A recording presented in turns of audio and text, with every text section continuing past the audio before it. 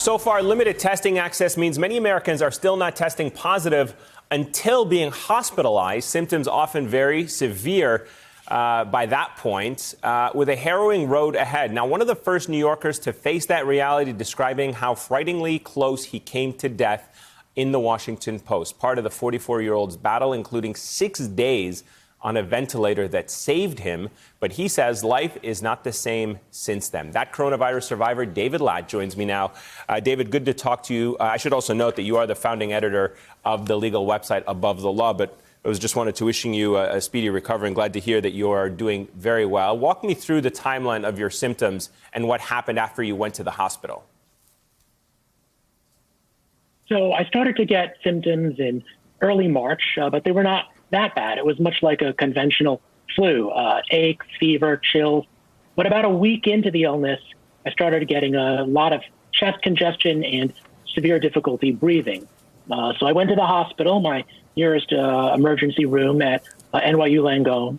The first time I went, I wasn't able to get a test. It's very hard to get a test. I saw your segment just earlier about the saliva testing, but this was back in early March where it was very difficult to get a test. And I hadn't traveled anywhere or interacted with any known carrier of the disease.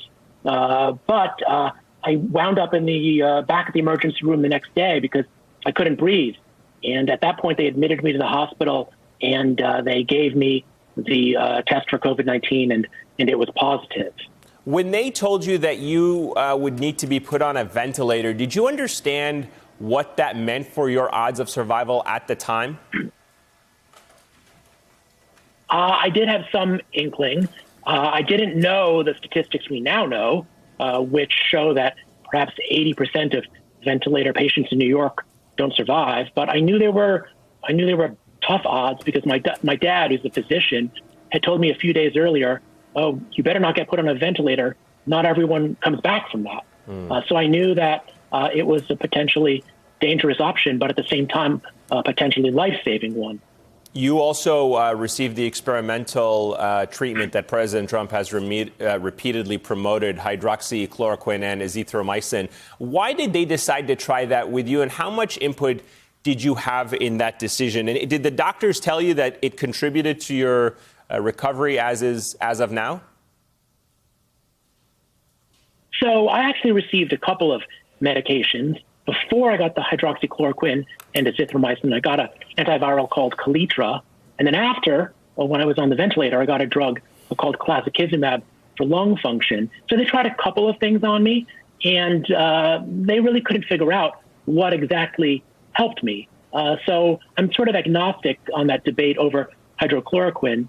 It has its boosters, it has its critics. For what it's worth, my mother, who's a doctor, is a big, thought it really helped me. But I don't know how you approve that. I have another friend who's a doctor who works with COVID-19 patients who's very skeptical of it as a treatment. It may be better in terms of preventing spread. But I think we need more research. Thank you for checking out our YouTube channel. Why don't you subscribe? It's really easy. Just click on that button down there. And for more news from MSNBC, click on any of these videos here for the latest interviews and highlights. You can get more videos from MSNBC with our newsletters. Head over to msnbc.com/newsletters to sign up.